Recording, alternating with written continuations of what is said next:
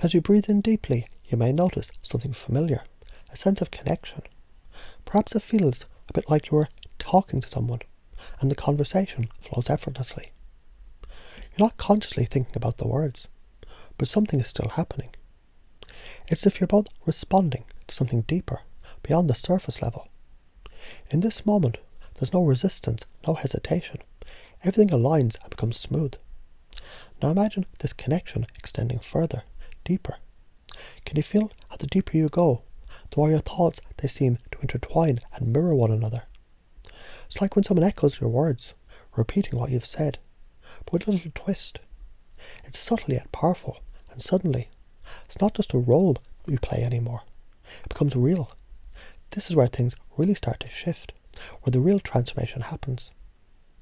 You may recall, in the world of communication, it's not just the surface level conversations that matter. It's about entering the nervous system, understanding the body's language, and speaking directly to its deeper understanding. This is where sameness emerges.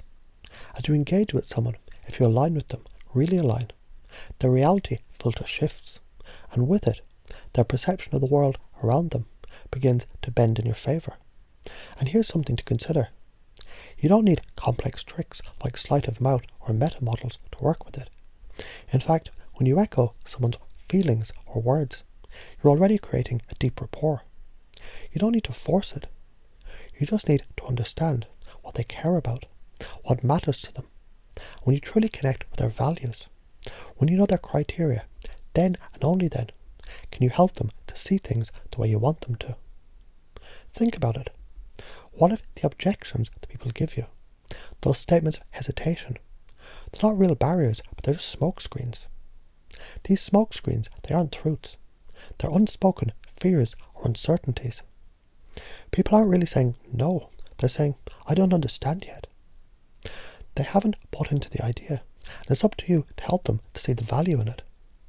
You see, people hate being sold, but they love to buy. That's the secret. If you can give them something they want, something they're ready to buy, you've already won. This is where understanding their beliefs, their desires, and their criteria becomes crucial. Everything they want or need is tied to how they feel about it, to what they value in that moment. That's the emotional connection you need to create. Once you connect deeply to their criteria, those core values, you're no longer just talking.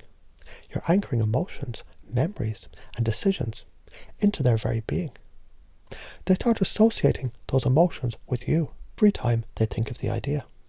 So imagine, just for a moment, you're talking to someone and they hesitate, saying they don't feel comfortable doing something. Maybe they don't give you their phone number, and your first instinct is to challenge them with a direct question. How do you know it's uncomfortable? But what, instead of being invasive, you soften it first? What if you echoed their feelings, gently guiding them to realise what's truly at stake? The quickest, most powerful way to soften is with the echo technique. Just repeat the words back to them in a way that lets them know that you're with them, not against them. And suddenly, what seemed like a wall now becomes a door. Let's take it even further. Think of a time when someone shared something personal with you, and you used their words to understand their deeper world. When you do this, they're not just hearing you, they're feeling what you say.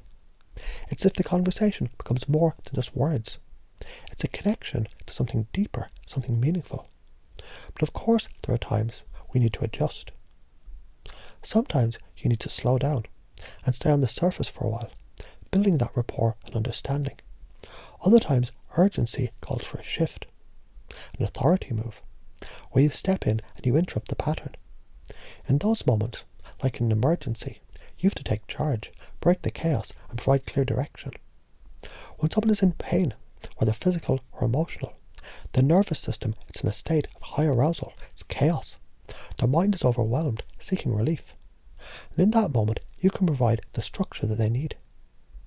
You can be the calm that helps them focus, offering them a sense of control and a way out of that chaos. Directness is key, and it's the power of your presence.